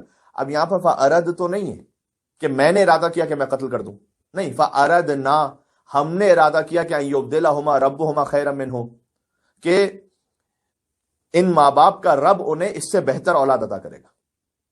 میں نے کہا نا حضرت خضر باطن کے تھے پابند، تو چونکہ باطن میں اب آگے جا کر یہ ہونے والا تھا، ہمیں یہ حق نہیں ہے کہ کسی کے فیوچر میں کچھ ہونے والا ہے تو اس پر ابھی سے فیصلہ کر لیں. بلکہ حضرت خضر علیہ السلام چونکہ تعویل کے پابند ہیں، لہذا اللہ کی جانب سے حکم آیا کہ نہیں، ابھی اسے قتل کریں، بعد میں ایک اور بچہ اللہ ہم عطا کر دیں گے، اس لیے کہ اس وقت اگر یہ آگے رہا زندہ تو یہ اپنے ماں باپ کو بھی گمراہ کرے گا، سرکشی پہ لے کے جائے گا۔ روایتوں میں ملتا ہے کہ جو اللہ نے نعم البدل عطا کیا وہ بیٹا نہیں بیٹی عطا کی، اور کیا بیٹی اللہ نے عطا کی۔ اس کا مطلب ہے کہ بسا اوقات ایک بیٹی وہ کئی بیٹوں سے زیادہ بہتر ہے۔ ایک خاتون اگر اللہ کی عبودیت میں سب سے آگے ہوں تو اپنے زمانے کے تمام مردوں سے زیادہ افضل ہو سکتی ہیں۔ حضرت آسیہ کی مثال ہمارے سامنے ہے۔ بیٹا بیٹی کچھ نہیں ہوتا، جو اللہ سبحانہ وتعالی نے عطا کیا اس پہ خوش رہیں، راضی رہیں۔ ہو سکتا ہے کہ ایک بیٹی وہ آپ کو اللہ سے زیادہ قریب کر دے۔ زکاتن و اقرب رحمہ، وہ اولاد ہم عطا کریں گے جو پاک تینت بھی ہوگی اور محبت بھی اپنے ماں باپ سے زیادہ کرتی ہوگی۔ تو یہاں کا ہم نے ارادہ کیا۔ وَأَمَّا الْجِدَارُ، اور جو دیوار کی بات ہے، فَكَانَ لِغُلَامَيْنِ يَتِيمَيْنِ فِي الْمَدِينَةِ، وہ دو یتیم بچوں کی دیوار تھی کہ جو شہر میں رہتے تھے۔ وَكَانَ تَحْتَهُ كَنْزٌ لَهُمَا، اور اس دیوار کے نیچے خزانہ تھا۔ وَكَانَ أَبُوهُمَا صَالِحًا، ان کا باپ بھی بہت نیک آدمی تھا۔ فَأَرَادَ رَبُّكَ، اب یہاں پر یہ نہیں کہ میں نے ارادہ کیا یا ہم نے ارادہ کیا، فَأَرَادَ رَبُّكَ، رب نے ارادہ کیا کہ يَبْلُغَ أَشُدَّهُمَا، کہ وہ جوانی تک پہنچ جائیں۔ وَيَسْتَخْرِجَ كَنْزَهُمَا، جب وہ بچے خود جوان ہو جائیں گے تو اپنا خزانہ خود نکال لیں گے دیوار کے نیچے سے، کیونکہ اگر دیوار گر جاتی تو گاؤں والوں کی نظر اس پہ پڑ جاتی، وہ بچوں کا خزانہ وہ لوٹ لیا جاتا۔ تو میں نے اس دیوار کو بغیر اجرت کے ٹھیک کر دیا۔ رحمتم من ربک، یہ تو اللہ کی رحمت ہے کہ اس نے یہ توفیق مجھے عطا کی کہ ما فعلت عن امری، میں نے اپنی مرضی سے کوئی کام کیا ہی نہیں، جو کچھ کیا خدا کے حکم سے کیا ہے۔ ذالک تعویل ما لم تستطع علیہ صبرا، یہ وہ راز ہے کہ جن پر آپ صبر نہیں کر پائے تھے۔ عزیزوں میں ایک بات کہنا چاہتا ہوں، ایک روایت ملتی ہے کہ حضرت خضر حضرت موسیٰ جب گزر رہے تھے نا کشتی سے، وہی کشتی والا واقعہ، تو اس میں حضرت خضر زیادہ بڑے عالم ہیں نا تعویل کے حضرت موسیٰ کے مقابلے میں، قرآن سے ثابت ہے یہ۔ تو ایک پرندہ آیا اور اس پرندے نے سمندر سے پانی لیا، جب وہ پینے لگا تو پانی اس کا چونچ میں کتنا پانی آیا ہوگا، جب وہ اڑ گیا تو وحی پروردگار آئی حضرت خضر علیہ السلام پر کہ اے خضر یہ یاد رکھیے گا کہ آپ استاد موسیٰ ضرور ہیں، لیکن آخری زمانے میں ایک نبی آئیں گے جن کا نام ہے مصطفیٰ، محمد مصطفیٰ صلی اللہ علیہ وآلہ وسلم، اور ان کے ایک وصی ہوں گے جن کا نام ہے مرتضیٰ، سبحان اللہ، کہ اے خضر آپ کا علم اس پرندے کی چونچ میں آ جانے والے پانی کی طرح ہے، اور مصطفیٰ کے وصی علی مرتضیٰ کا علم اس سمندر میں رہ جانے والے پانی کی طرح ہوگا۔ سبحان اللہ، مل کے صلوات بھیجتے ہیں محمد اور آل محمد پر، اللہم صلی علی محمد وآل محمد وعجل فرجہ۔ تو ہمیں اپنے مولا کے سامنے کتنا خاضع و خاشع ہونا چاہیے، جن کا علم اس پرندے کی چونچ میں آنے والے پانی کے قطرے کے برابر تھا، اللہ نے کہا ان کے سامنے خاضع رہی، حضرت موسیٰ علیہ السلام سے کہا ہم تو اس علی کے پیروکار ہیں کہ جن کا علم سمندر کے برابر ہے۔ تو میرے دل میں بے چینی کیوں ہے؟ کیوں مولا کے راستے پر اپنے آپ کو چلنے کے لیے آمادہ نہیں کر پاتا؟ آخر میں خیر وہیں پر ہے، اس راستے تک چلنے کے لیے تھوڑا سا صبر ہے بس۔ اچھا یہ بھی گزارش کر دوں کہ حضرت خضر نے کہا کہ میں نے ارادہ کیا کہ میں کشتی کو عیبدار بناؤں، پھر کہا کہ ہم نے ارادہ کیا کہ ہم ایک بہتر اولاد عطا کریں گے اس لڑکے کے قتل کے بدلے میں، اور پھر تیسری مرتبہ کہا کہ رب نے ارادہ کیا، سبحان اللہ، کہ یہ جوانی تک پہنچ جائیں پھر اس خزانے کو حاصل کر لیں۔ یہاں پر علماء تفسیر نے یہ لکھا ہے کہ میں نے ارادہ کیا اس لیے کہا حضرت خضر نے کہ اگرچہ کہ ہر کام اللہ ہی کے حکم سے کر رہے تھے، لیکن فَأَرَدْتُ أَنْ أَعِيبَهَا، اس میں کہا میں نے ارادہ کیا میں کشتی میں عیب پیدا کروں، تو عیب کی نسبت اپنی طرف دی، اللہ کی طرف نہیں دی۔ میں نے ارادہ کیا کہ میں عیب دار بنا دوں کشتی کو، ٹھیک ہے، تو کہا میں نے ارادہ کیا۔ اس طریقے سے جب ایک جوان کو قتل کیا کہ اللہ ایک دوسری بہتر اولاد عطا کرے گا، تو کہا ہم نے ارادہ کیا۔ قتل کرنے کی نسبت اپنی طرف دی، جو اللہ بہتر عطا کرے گا اس کی نسبت اللہ کی طرف دی، تو ہم نے ارادہ کیا، سبحان اللہ، تاکہ پرولل ہو جائے۔ اور پھر کہا اراد ربک، کہ فقط رب نے ارادہ کیا، اس لیے کہ وہاں خیر ہی خیر ہے، وہاں دیوار کو تعمیر کیا، خزانے کو بچا لیا تاکہ وہ بچے جب جوان ہو جائیں انہیں خزانہ مل جائے۔ تو یہاں پر بظاہر بھی کوئی عیب والا کام نہیں تھا، لہٰذا اپنے آپ کا ذکر ہی نہیں کیا، سبحان اللہ، کہ بھائی میں نے یہ کام کیا تو میں نے وہ کیا، میں نہ فاراد ربک، رب نے ارادہ کیا کہ ایسا ہو جائے کہ دیوار تعمیر ہو جائے تاکہ ان بچوں کا خزانہ بچ جائے، تاکہ بعد میں جب جوان ہو جائے تو انہیں خزانہ مل جائے، سبحان اللہ۔ بات واضح ہو رہی، یہ بھی کیا انکساری اور تواضع میں مل کے صلوات دیتے ہیں محمد اور آل محمد پر، اللہم صلی علی محمد و آل محمد وعجل فرجہم۔ بس عزیزوں، کبھی زندگی میں بڑے مقصد تک پہنچنے کے لیے صبر کرنا پڑتا ہے، زحمت اٹھانی پڑتی ہے۔ سورہ بقرہ کی آیت نمبر 153 ہم نے پڑھی تھی، سرنامہ کلام میں، بات ختم کرنے لگا ہوں یہیں سے انشاءاللہ، یعنی یا ایھا الذین آمنوا استعینوا بالصبر والصلاۃ ان اللہ مع الصابرین، یہیں سے انشاءاللہ کل بھی بات کو تھوڑا سا آگے بڑھائیں گے۔ لیکن میں آج جس ہستی کا ذکر کرنا چاہتا ہوں ان کا بھی کیا صبر تھا، جنہیں حجت خدا نے اتنا اعتماد تھا حجت خدا کو ان پر کہ سفیر اپنا متعین فرمایا، مسلم ابن عقیل، سبحان اللہ، مسلم ابن عقیل علیہ السلام اور حسین ابن علی صلوات اللہ وسلام علیہ، ان کی سفارت میں ایک رتبے کا فرق ہے۔ اللہ کے سفیر کو حسین کہتے ہیں، حسین کے سفیر کو مسلم کہتے ہیں، ٹھیک ہے۔ حجت بھی جو ہے نا وہ ایمبیسڈر ہے اللہ کی۔ سفیر کیا ہوتا ہے کہ جو جہاں سے اس کی اتھارٹی ہے، اس کا جو مثلا نظریہ ہے، اس کا جو کہنا ہے، اس کی جو سوچ ہے، وہ سفیر ریفلیکٹ کر رہا ہوتا ہے۔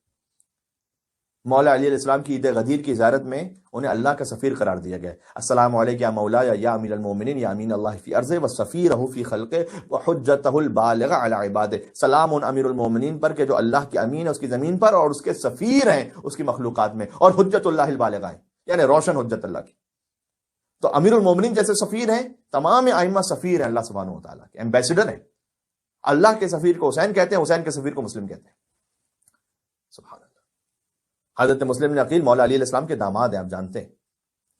بی بی ام البنین کی دختر حضرت رقیہ کے شوہر ہیں مسلم بن عقیل علیہ السلام، سبحان اللہ، بہت عظیم مقام ہے۔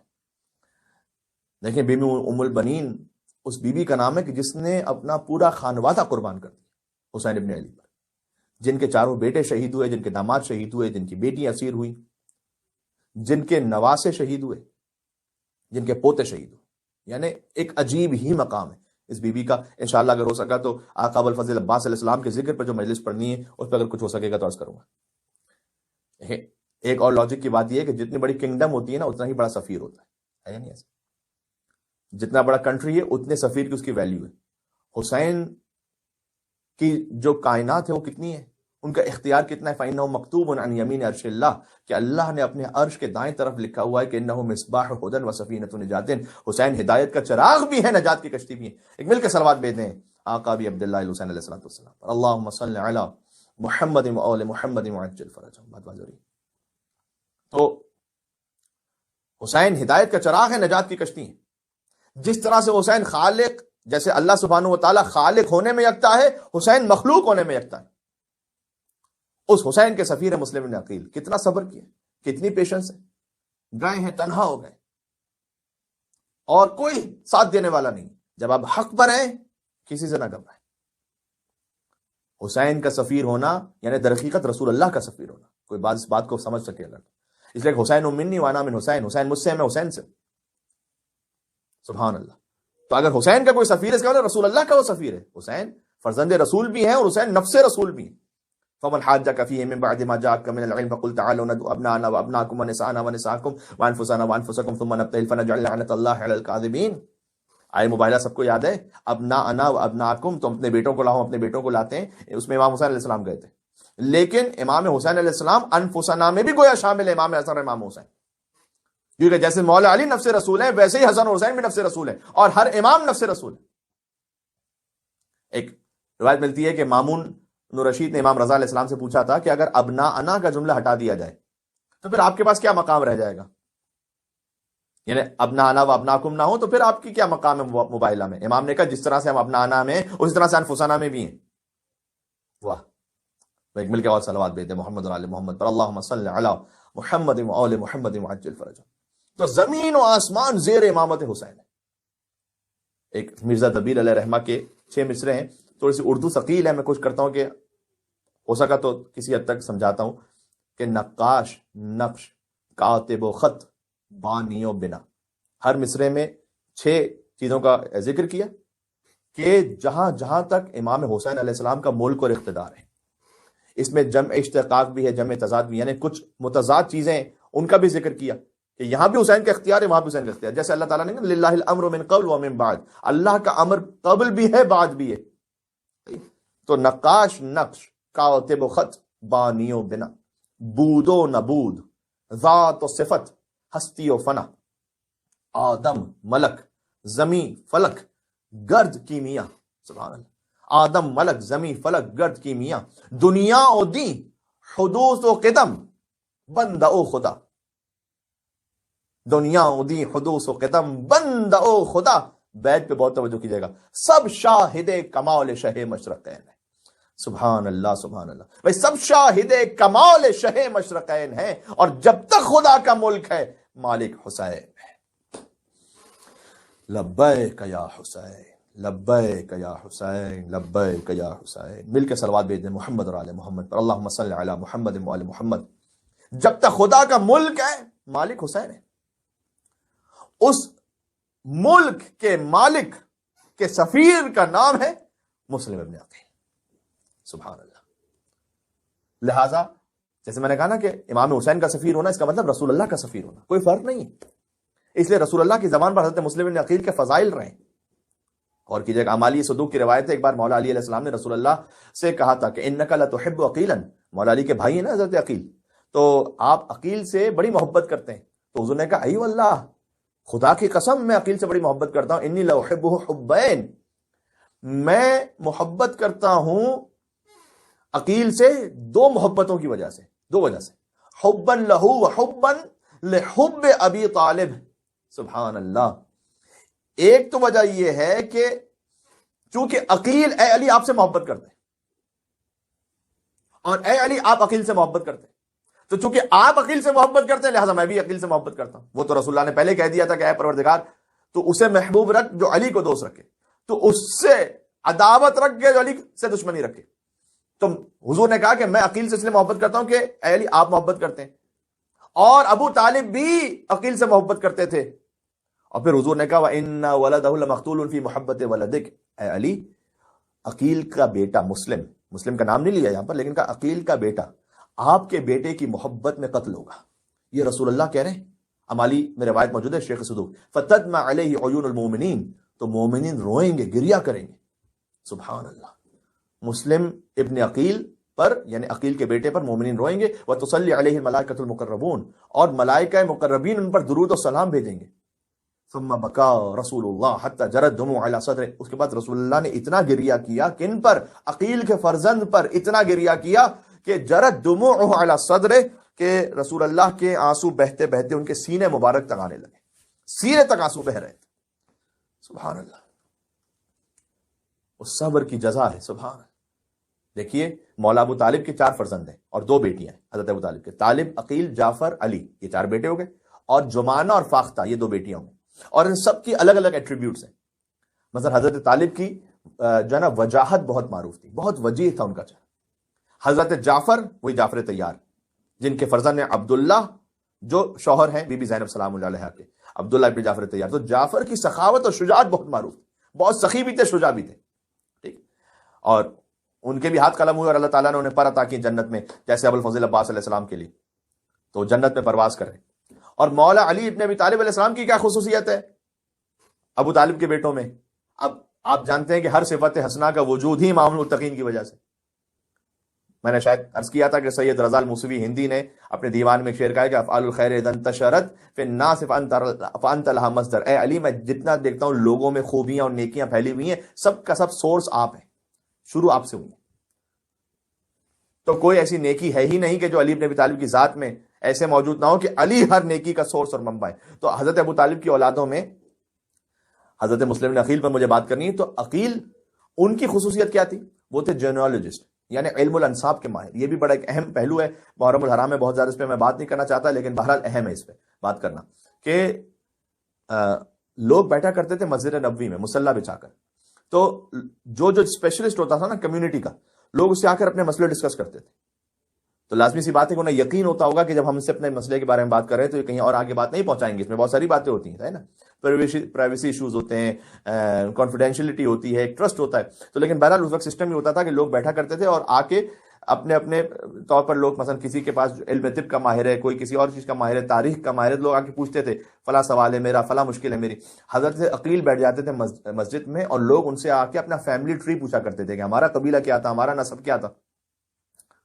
مثلا عمرو ابن عاص، تو جب حضرت عقیل کیونکہ اتنے بڑے نصاب تھے، علم الانصاب کے ماہر، کے حضرت عقیل کے سامنے کوئی اپنے خاندان کی لنترانیاں نہیں ہانکتا تھا کہ میرا خاندان وہ، میرا قبیلہ وہ. اس لیے کہ حضرت عقیل فوراً روک دیتے تھے کہ تمہارا شجرہ کہاں کہاں کس سے جا کے ملتا ہے. تو مثلا عمرو ابن عاص کو کہا تھا کہ بھئی 6 افراد نے تیرے والد ہونے کا دعویٰ کیا اور اس کے بعد قرآن نکلا عاص بن وائل کے نام پر، وہ ایک پوری تفصیل ہے۔ تو یہ بھی آپ جانتے ہیں کہ حضرت عقیل نے خود ایک ازدواج میں مولا علی علیہ السلام کی ایک طرح سے مدد کی۔ کیا مدد کی ہے؟ یعنی کہ مولا علی بن ابی طالب علیہ السلام کہتے ہیں کہ اے عقیل، مجھے ایک ایسا خاندان تلاش کر کے دو کہ جو اپنی شجاعت میں بے مثال ہو، تاکہ مجھ سے جو اولاد اس سے مجھے حاصل ہو وہ کربلا میں میرے حسین کی مددگار بن سکے اور میری نمائندہ بن سکے۔ سن 26 ہجری میں ازدواج ہوا حضرت فاطمہ کلابیہ سے، جنہیں بعد میں ام البنین کا لقب ملا، بیٹوں کی ماں۔ یہ حضرت عقیل نے وہ خاندان بتلایا تھا کہ جہاں مولا علی علیہ السلام نے ازدواج کیا تھا، چونکہ وہ علم الانساب کے ماہر تھے، وہ نسب قبیلوں کو جانتے تھے کہ کون سا قبیلہ کس حوالے سے مشہور ہے اور اس کی کیا کیا صلاحیت اور قدرت ہے۔ بہرحال مولا علی علیہ السلام نے بھی عقیل پر شاید حجت تمام کرنے کے لیے بات کہی ہو، اس لیے کہ عقیل کتنے ہی بڑے علم الانساب کے ماہر ہوں، لیکن قرآن میں جو آیت ہے کہ کل شیء احصیناہ فی امام مبین، ہم نے ہر شے کا علم امام مبین میں رکھا ہے، وہ عقیل کے لیے نہیں، مولا علی بن ابی طالب کے لیے نازل ہوئی ہے۔ تو علی بن ابی طالب سے بڑھ کے تو کوئی خاندان کو پہچاننے والا کوئی نہیں، لیکن مولا علی علیہ السلام نے حضرت عقیل کے ذہن میں یہ بات ڈالی تھی، شاید وجہ یہ ہو کہ اے عقیل، میں جب اپنی ایک اولاد کو تیار کر رہا ہوں اس عظیم الشان معرکے کے لیے، تو کہیں ایسا نہ ہو کہ تم پیچھے رہ جانا۔ سبحان اللہ، بہت بہت اہم ہے۔ لہٰذا حضرت ابو الفضل عباس علیہ السلام کا سن لکھا ہوا کربلا میں 32 ایئرز کربلا معلیٰ میں، اور مسلم ابن عقیل کا جو سن ہے وہ 28 ایئرز، یعنی ابو الفضل عباس علیہ السلام کی ولادت کے 4 سال بعد مسلم ابن عقیل کی ولادت ہوئی۔ تو عقیل نے بھی گویا اس تصور کے ساتھ کہ جب میرے بھائی علی ابن ابی طالب اپنے ایک فرزند کو چاہتے ہیں کربلا میں کہ جو ایسا شجاع ہو کہ جو حسین کا مددگار ہو، تو میں بھی کیوں نہ اپنا ایک فرزند تیار کروں۔ لہذا علی نے عباس کو تیار کیا، عقیل نے مسلم کو تیار کیا۔ بات واضح ہو رہی ہے؟ لہجہ علی ابن ابی طالب میں بات کرتے تھے، یعنی حتیٰ مسلم ابن عقیل علیہ السلام کے لیے لکھا ہوا ہے کہ وہ پردے کے پیچھے سے بات کرتے تھے تو لوگوں کو پتہ نہیں چلتا تھا کہ کون بات کر رہا، لگتا تھا ہو بہو علی ابن ابی طالب بات کر رہے۔ علی اکبر لہجے میں رسول اللہ کی شبیہ ہیں، مسلم ابن عقیل لہجے میں علی ابن ابی طالب کی شبیہ ہیں۔ اللہ ہر فراست حسین ابن علی کہ شبیہ علی کو کوفہ روانہ کیا اور شبیہ رسول کو اپنے ساتھ کربلا لے کر گئے۔ شبیہ علی کی ضرورت ہے کوفہ میں، اس لیے کہ مولا کی حکومت کوفہ میں رہی ہے، اور شبیہ رسول کی ضرورت ہے کربلا معلیٰ میں، اس لیے کہ وہاں حجت تمام کرنی۔ ایک ایک قدم کے پیچھے واقع ایسی مصلحت ہے، وقت بھی ختم ہو جاتا ہے کہ زیادہ بات ہو سکے، لیکن بہرحال جنگ صفین میں مولا علی علیہ السلام نے میسرہ کا سردار جن ہستیوں کو بنایا تھا ان میں مسلم ابن عقیل شامل ہیں، امام حسن، امام حسین، محمد ابن ابی بکر اور مسلم ابن عقیل۔ آپ دیکھیں نا کس ردیف میں حضرت مسلم ابن عقیل کا نام آ رہا ہے۔ تو بس عزیزوں، یہ سب کچھ ہونے کے بعد بھی جتنے فضائل زیادہ، جن کے رتبے ہیں سوا، ان کو سوا مشکل ہے۔ یاد رکھیں، آپ مولا کی راہ میں آگے بڑھیں گے، بے چین نہ ہو جائیے گا کہ یہ تو اتنی مشکلیں آ گئیں، یہاں دست و پا کٹیں گے، یہاں جان پر بنے گی۔ یہ محبت علی ہے، کوئی دل لگی نہیں ہے۔ سبحان اللہ۔ اب ایک مل کے صلوات بھیج دیں، نام حیدر کرار علی ابن ابی طالب علیہ السلام۔ بات بات ہو رہی ہے۔ اللہم صلی علی محمد وعلی محمد وعجل فرج۔ 18,000 یا 22,000 یا 40,000 افراد نے بیعت کی تھی مسلم ابن عقیل کے ہاتھ پر، لیکن یاد رکھیے گا یہ شعوری بیعت نہیں تھی۔ اگر شعوری بیعت ہوتی تو فقط لقلقہ لسانی کی حد تک نہ ہوتی۔ جیسے بعض لوگ کلمہ تو پڑھ لیتے ہیں زبان سے، وہ شعور سے کلمہ نہیں پڑھتے، پھر آ کر اعتراض کرتے ہیں چونکہ انہوں نے خود شعور سے کلمہ نہیں پڑھا ہوتا، تو آ کے اعتراض کرتے ہیں کہ ابو طالب نے کلمہ تو نہیں پڑھا تھا۔ تو بیعت ہو تو شعور کے ساتھ ہو۔ امام وقت کی بیعت بہت سے تھے اس وقت، لیکن مسلم ابن عقیل کے ہاتھ میں بیعت بھی کر رہے ہیں، وقت پڑا ساتھ نہیں دیا کسی نے۔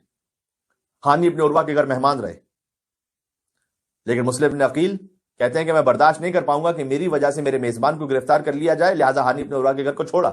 ہانی ابن عروہ خود عظیم الشان ہستی ہیں، وقت نہیں کی تفصیل میں جاؤں، قبیلہ مزہج کے سردار ہیں، اور قبیلہ مزہج ہی وہ قبیلہ جس کی ایک شاخ سے مالک بن اشتر کا قبیلہ ہے۔ اور مسلم کو مہمان رکھنے کے جرم میں خود ہانی ابن عروہ کو بھی شہادت ہوئی تھی۔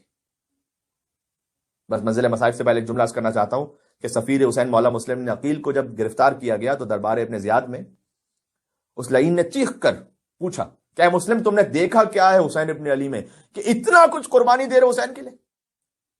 ایک سوال تو آتا ہے نا دل میں کہ میں اپنے مولا کے لیے، یعنی ہم اپنے مولا کے لیے ماشاءاللہ سب کچھ قربان کرنے کو تیار ہیں، لیکن ہمیں اس عظمت کو تو سمجھ میں آئے ہم کہ تم حسین کی خاطر اتنی قربانی دینے کو تیار ہو، کیوں؟ اس وقت گویا مسلم ابن عقیل علی کے بھتیجے ہیں، حسین کے سفیر ہیں، علی کی شبیہ ہیں، تو گویا شبیہ ابو الفضل عباس بھی ہیں۔ مسلم ابن عقیل نے کہنا شروع کیا کہ ہوا امام الدارین بدوام النیرین طہر طاہر مطہر من طاہرین و امام کا رس من رسین۔ یاد رکھ اے ابن زیاد، حسین عالمین کا امام ہے جب تک شمس و قمر کی روشنی باقی ہے۔ حسین کی امامت بھی جاری و ساری ہے۔ حسین کی امامت فقط ایک محدود وقت کے لیے نہیں ہے۔ طہر طاہر مطہر، حسین طاہر بھی ہے، حسین مطہر بھی ہے، یعنی طہارت عطا کرنے والا ہے۔ طہر، حسین عین طہارت بھی۔ کاش وہ زبان میں صلاحیت ہو کہ اس جملے کا حق ادا ہو سکے۔ حسین طاہر ہیں، مطہر ہیں، عین طہارت ہیں۔ اور اے تخت حکومت کے نشے میں چور بدبخت انسان، جو تیرا اماموں کا رجس من رجسین، تیرا امام وہ رجس بھی ہے اور دو رجسوں سے پیدا ہوا ہے۔ یا اللہ، یہ شجاعت تھی، بس یہی تو وہ شجاعت تھی کہ جن کے لیے مولا سید سجاد علیہ السلام سے پوچھا گیا کہ مولا، جب مسلم دربار میں آئے تھے تو ظالم کی آنکھوں میں آنکھیں ڈال کر بات کر رہے تھے، پورے وجود و استقامت سے بات کر رہے تھے، اور کمر سیدھی تھی، لیکن جب آپ دربار میں پہنچے، مولا مسلم کتنے ہی شجاع کیوں نہ ہو، لیکن آپ تو حجت خدا امام وقت ہیں، آپ سے زیادہ شجاع نہیں ہو سکتے۔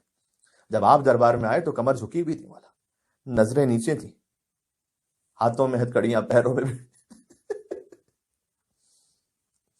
مولا نے کہا کہ سوال کرنے والے، تو نے ایک بار پھر سجاد کے کلیجے کو زخمی کر دیا۔ یا اللہ، کہا تو نے یہ تو دیکھ لیا کہ جب مسلم آئے تھے تو ظالم کی آنکھوں میں آنکھیں ڈال کر سینہ تان کر بات کر رہے تھے، اور جب میں آیا تو میری نظریں جھکی تھیں، لیکن تو نے وجہ نہ جانی۔ وجہ یہ تھی کہ مسلم جب آئے تھے تو تنہا آئے تھے، لیکن جب میں دربار میں پہنچا تو میرے ساتھ علی و فاطمہ کی بیٹیاں تھیں۔ وہ مرد اپنی نگاہوں کو کیسے بلند کرے کہ جس کی مائیں بہنیں بے مخنا و چادر کوفہ اور شام کے بازاروں میں پھرائی جا رہی۔ دیکھیں، امتحان تھا، یہ ایک منزل تھی اللہ سبحانہ وتعالیٰ کو جو خاص عطا کرنی تھی، ایک مصلحت تھی، اسے کوئی بیچارگی نہ سمجھے۔ امام سجاد علیہ السلام، امام حسین علیہ السلام مظلوم ضرور ہیں، مجبور نہیں اس طرح سے، لیکن بہرحال اللہ کی مشیت کے پابند۔ کہا وہ مرد، وہ بھائی اپنی نگاہوں کو کیسے بلند کرے کہ جس کی بہن کو تماچے مارے جا رہے ہیں۔ بس عزیزوں، کربلا میں علی اکبر لڑے تو حسین اس وقت دیکھ رہے تھے، داد شجاعت دے رہے تھے۔ اون و محمد جب لڑ رہے تھے تو عباس بھی دیکھ رہے تھے، حسین بھی دیکھ رہے تھے۔ قاسم ابن حسن میدان جنگ میں پہنچے تو حسین اپنے بھتیجے کو دیکھ رہے تھے، لیکن مسلم ابن عقیل نے تو وہ جنگ کی ہے کہ کوئی دیکھنے والا بھی نہیں تھا، تنہا تھے مسلم۔ اسی لیے وہ خاص شان ہے، کیونکہ عباس بھی فرات پر وہاں تنہا تھے، مسلم ابن عقیل یہاں کوفہ میں تنہا تھے۔ جو مولا ابو الفضل عباس علیہ السلام کی زیارت کے الفاظ ہیں وہی مسلم ابن عقیل کی زیارت کے الفاظ ہیں۔ السلام علیک ایھا العبد الصالح، اے عبد صالح خدا پر سلام ہو۔ سبحان اللہ، عباس بھی باب الحوائج ہیں، مسلم بھی باب الحوائج ہے۔ آپ کسی عراقی سے پوچھئے گا، اگر کوئی خاص الخاص حاجت ہوتی ہے تو لوگ جاتے ہیں امام حسین کے حرم میں، حاجت مانگتے ہیں، کسی بھی وجہ سے پوری نہ ہو پائے تو آتے ہیں باب الحوائج مولا غازی عباس کے حرم میں کہ مولا آپ باب الحوائج ہیں، علمدار ہیں، ہماری سفارش کیجئے۔ اگر کسی مصلحت کی وجہ سے وہاں پر بھی پوری نہ ہو پائے تو بالآخر ان کا آخری ٹھکانہ اور پناہ گاہ ہے مسلم ابن عقیل کا حرم۔ یہاں آ کر کہتے ہیں کہ مولا مسلم ابن عقیل آپ سفیر حسین ہیں، آپ ہماری بات پہنچائیے آقا عبداللہ الحسین علیہ السلام۔ ہے مسلم، اور بالخصوص اولاد کے حوالے سے تفصیل میں جانے کا وقت نہیں ہے، لیکن جو اولاد چاہتے ہیں یا بیٹیاں ہیں، ماشاءاللہ بیٹیاں بھی اللہ کی رحمت ہیں، لیکن بیٹا بھی چاہتے ہیں، وہ حضرت مسلم کے نام پر نیت کر لیں کہ میں اپنے بیٹے کا نام مسلم کے نام پر رکھوں گا، اللہ آپ کی نسل کو باقی رکھے گا۔ کیوں؟ اس لیے کہ مسلم ابن عقیل کے جو دونوں بچے تھے وہ دونوں شہید ہو گئے، بعض روایتوں میں لکھا ہے نہیں 4 بیٹے تھے ان کے، وہ چاروں شہید ہو گئے۔ 2 روایت کو مانے یا 4 کی روایت کو مانے، سب شہید، مسلم ابن عقیل کی نسل ختم ہو گئی۔ کربلا میں شہید ہوئے 2 کوفہ میں شہید ہوئے۔ یا اللہ، چونکہ نسل مسلم ابن عقیل قربان ہو گئے حسین پر، اب جو ان کے نام پر اپنی اولاد کا نام رکھے گا اللہ اس کی نسل کو باقی رکھے گا۔ لہٰذا آپ محمد مسلم نام کی منت کر لیں، علی مسلم نام کی کر لیجئے، مسلم رضا نام کی کر لیجئے، مسلم سے سابق یا لاحق میں کوئی آپ امام کا نام رکھ لیجئے، لیکن ساتھ مسلم کا نام رکھیے مسلم ابن عقیل کی نیت سے۔ عزیزوں، یہ وہ سید ہے جو کوفہ میں غریب الوطن ہے، کوفہ کی گلیوں میں مارے مارے پھر رہے ہیں، کوئی پناہ دینے والا نہیں، کوئی جگہ نہیں، کہاں جائیں گے؟ ایک جگہ جا کے بیٹھ گئے تھک کے، ایک مومنہ گھر سے باہر نکلی۔ دیکھیں، تاریخ میں ایک مختصر ترین کردار ہے اس مومنہ کا جس کا نام طوعہ ہے، لیکن حق کا اس موقع پر ساتھ دیا ہے نا۔ آج اللہ نے اس مومنہ کا نام زندہ رکھا ہے مسلم بن عقیل کی مجلس میں. سبحان اللہ. یہ کیا سیکھنے کی باتیں نہیں ہیں؟ ورنہ کون پہچانتا ایک خاتون کو جو کوفہ کی کسی گلی میں رہ رہی ہوں؟ کون جانتا؟ چونکہ اس وقت سفیر حسین کا ساتھ دیا. آج مسلم بن عقیل کا نام تو ہے ہی، ان کے نام کے ساتھ ساتھ طور کا نام بھی اللہ نے باقی رکھا، مجلسوں میں ذکر ہے. سبحان اللہ. تو وہ مومنہ گھر سے باہر آئی اور آ کے کہتی ہے کہ کیا آپ کو خبر نہیں ہے کوفہ کے حالات بڑے سخت ہیں، آپ یہاں سے تشریف لے جائیے، اپنے گھر جائیے. تھوڑی دیر تک دیکھا مسلم نہیں اٹھے. کہ میں نے آپ سے کہا کہ اس وقت آپ کا کسی نامحرم خاتون کے گھر کے سامنے بیٹھنا اچھا نہیں ہے. مسلم کے دل پر کیا چوری، کلیجے پر خنجر چل گئے ہوں گے. پھر بھی بیٹھے رہے. ایک مرتبہ سر کو اٹھا کر اس مومنہ کو دیکھا. کہا جس کا کوئی گھر نہ ہو وہ کہاں جائے؟ کہا اچھا آپ غریب الوطن ہیں تو پھر کہاں سے آپ؟ کہا میں مدینہ کا رہنے والا ہوں. ارے اہل مدینہ ہے تو یہ بتائیے کون سے محلے سے ہیں؟ کہا محلے بنی ہاشم سے.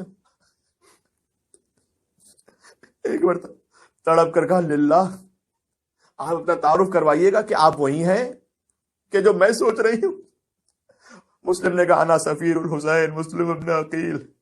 ایک مرتبہ مومنہ قدموں میں گر گئی. کہا آقا آپ تو میرے مولا کے سفیر، مجھ سے گستاخی ہو گئی، مولا میرے گھر میں تشریف لے آئیے.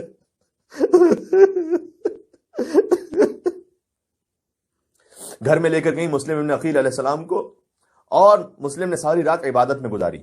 ایک حجرے میں مسلم کو رکھ دیا. لیکن کبھی باپ کا اثر ایسا برا ہوتا ہے کہ ایک بیٹا تھا اس کا کہ جو مبغض اہل بیت، نفس پرست، دنیا پرست، اسے خبر ہو گئی کہ میری ماں نے چھپایا ہوا ہے مسلم بن عقیل سفیر حسین کو. جا کر اطلاع دی اپنے زیاد کو. تو فوجیں آنا شروع ہوئی صبح کے وقت. جب صبح کے وقت وہاں فوجیں آنا شروع ہوئیں تو مسلم بن عقیل نے اپنی زرہ کو سنبھالا، تلوار کو سنبھالا، باہر نکلنا چاہتے تھے کہ مومنہ نے آ کے راستہ روک لیا. کہا نہیں آپ مولا گھر ہی میں رہ کر یہیں دروازے پہ کھڑے ہو کر جہاد کرتے جائیے، تاکہ ایک ایک کر کے جو آتا جائے آپ واصل جہنم کرتے جائیں. آپ باہر نہ جائیے ورنہ چاروں طرف سے گھیر کے مار دیں گے یار. اس وقت مسلم نے کہا کہ گھر میں رہ کر اگر میں لڑتا رہا تو مجھے ڈر ہے کہ اے مومنہ تیری چادر محفوظ نہیں رہے. اور مسلم کی غیرت یہ برداشت نہیں کر سکتی کہ اس کے سامنے کسی مومنہ کی چادر چھین لی جائے. میں ہاتھوں کو جوڑ کے عرض کروں گا اے عقیل کے غیرت دار مسلم، کاش کربلا میں ہوتے، شام غریبا. غیرت سید سجاد نے کیسے برداشت کیا؟ زینب کے سر سے چادر چھین لی گئی، بی بی ام کلثوم بے مقلا و چادر ہو گئی، سکینہ کو تماچے مارے گئے. ایک اور جملہ عرض کروں گا. مسلم بن عقیل نے یہ بھی کہا، تاریخ میں ملتا ہے کہ چونکہ ان ملعونوں نے آگ برسانا شروع کر دی اس مومنہ کے گھر پر، فخاف المسلم ان یحرقون علیہ البیت، مسلم کے دل میں خیال آیا کہ کہیں یہ مومنہ کا گھر نہ جلا دیں. تو بس مسلم بن عقیل باہر آ گئے تاکہ ایک بی بی کے گھر کو آگ نہ لگ جائے. کہاں ہے اہل مصائب؟ مدینہ میں فاطمہ زہرا کا گھر جلتا رہا، جو سیدوں کی ماں تھی، جن سے افضل کوئی بی بی کائنات میں نہیں ہے. وہ در و دیوار کے درمیان ایسے آئی کہ میخ در جل رہی تھی، سیدہ میں پیوست. بس مسلم باہر جاتے ہیں، گڑھا کھود کر مسلم کو گرایا گیا اس گڑھے میں اور گرفتار کیا گیا. اور جیسے ہی مسلم اس گڑھے میں گرے ہیں تو اللہ جانے کتنی تلواریں، کتنے نیزے مسلم بن عقیل کے اوپر برستے چلے گئے، اور مسلم کو گرفتار کر کے کٹا ہوا تھا چہرہ، لہو جاری تھا، ابن زیاد کے سامنے پیش کیا گیا. ظالم کی آنکھوں میں آنکھیں ڈال کر کہتے ہیں کہ ابن زیاد نے پوچھا کہ تم نے مجھے سلام نہیں کیا امیر کو؟ کہا مالی امیر سوا الحسین، میرا حسین کے سوا کوئی امیر نہیں. یا اللہ. کل لے جاؤ اسے دارالامارہ کی چھت پر، اور چھت سے مسلم کا سر تن سے جدا کرو اور انہیں پھینک دو. مجھے معاف کیجیے، شہادت کی منزل قریب آئی. مسلم بن عقیل کہتے ہیں دور سے اپنے مولا حسین کو سلام کیا، السلام علیک یا ابا عبداللہ. مولا قادسیہ کے مقام پر دفعتاً اپنے مقام سے اٹھے، وعلیک السلام. یا اخی مسلم ابن عقیل، اے مسلم ابن عقیل میرے بھائی آپ پر بھی سلام ہو۔ بی بی زینب نے پوچھا کہ بھیا یہ آپ اس وقت کسے سلام کر رہے ہیں؟ کہ اس وقت دارالامارہ سے میرے بھائی مسلم کو گرایا جا رہا ہے۔ بس جو کوفہ سے لوگ آئے تھے مولا ان سے بھی پوچھا کرتے تھے راہ میں جو ملتے تھے کہ کوفہ کے کیا حالات ہیں، انہوں نے کہا مولا جب ہم کوفہ سے چلے تھے تو مسلم کی لاش کے پاؤں میں رسی بندھی تھی، لوگ مسلم کی لاش کو کوفہ کی گلیوں میں پھرا رہے تھے۔ بس جیسے ہی مولا نے سنا، مولا نے ایک جملہ آخر میں کہتا ہوں اور پھر میں آتا ہوں پھر منظر مسائل اختتام پر، کہ مسلم ابن عقیل میں اور مولا حسین کے مصائب میں بڑی شباہت ہے۔ حسین غریب الوطن، مسلم بھی غریب الوطن، حسین پیاسے گئے، مسلم بھی دنیا سے پیاسے گئے، حسین زخمی تھے، مسلم بھی زخمی تھے، حسین کا لاشا پامال ہوا گھوڑوں کی ٹاپوں تلے، مسلم کا لاشا پامال ہوا لاش کو گھسیٹا گیا کوفہ کی گلیوں میں۔ تو یہ ساری شباہتیں سفیر حسین اور آقا حسین میں، لیکن ایک فرق ہے، بس عزیزو آخری جملہ جس کے دل میں جتنا دم ہے روتا جائے، ایک فرق ہے، جیسے ہی مسلم شہید ہوئے حسین نے کہا عباس مسلم کی یتیمہ کو تو بلا لا۔ معصوم سی بچی آئی، مولا نے قریب کیا، پیار کرنے لگے، کہا آقا آپ تو آج ایسے پیار کر رہے ہیں جیسے کوئی یتیموں کے سر پر ہاتھ رکھتا۔ مولا نے کہا آج سے تیرا بابا حسین، کانوں میں گوشوارے پہنائے۔ بس یہ فرق ہے مسلم کی شہادت میں اور حسین کی شہادت میں۔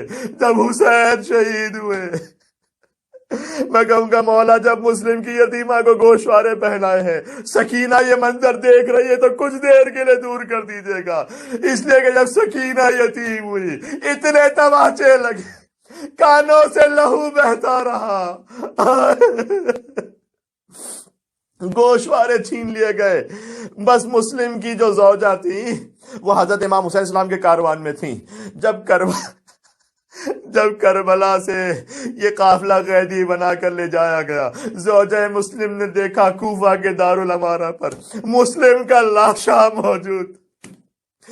آئے خدا کسی بیوہ کو یہ منظر نہ دکھائے۔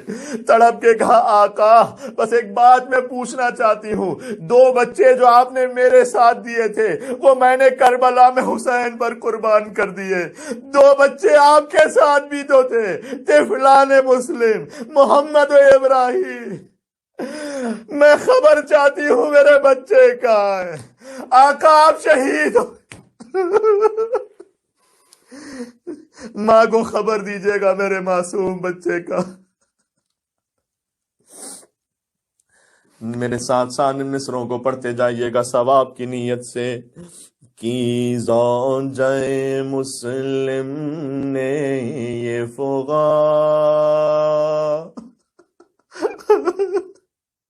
فقط چند مصرے ثواب کے لیے، ہے میرے دونوں لال کہاں، احوال کرو کچھ ان کا بیان، ہے میرے دونوں لال کہاں، تھے ساتھ جو میرے 2 دلبر، وہ فدیہ کیے میں نے حق پر، جو ساتھ تمہارے تھے ہیں کہاں۔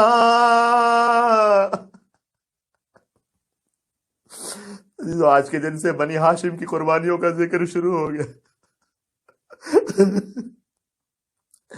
اے میرے دونوں لال کہاں، آخری بند، بس اتنا بتا دیجے والی، دنیا تو نہیں ان سے خالی، کیا مل گئی ان کو جائے امان،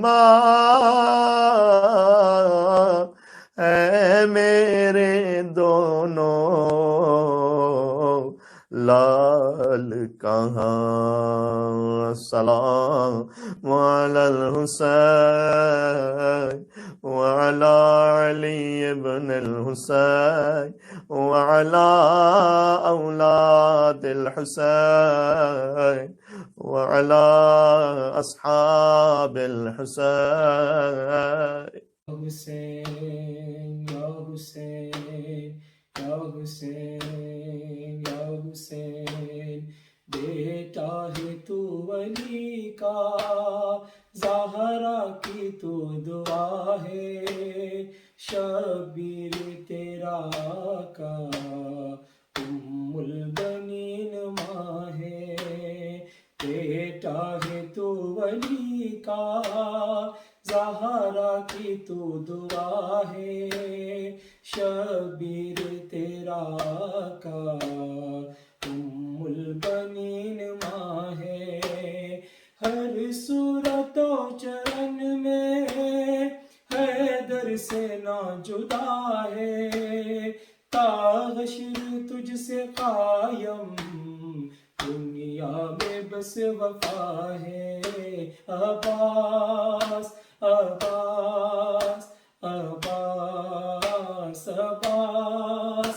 عباس عباس، تیرے علم کو تھامے ہر شخص کہہ رہا ہے، مظلوم کربلا کا زینب کا واسطہ ہے، پردیسی کوئی ایسا پردیس میں نہ اجرے، صدقے میں اس کے جس کا ہر بار لٹ گیا ہے، عباس عباس عباس عباس عباس عباس، دل کی مراد غازی تیرے علم سے پائے، روتی ہوئی جو مائیں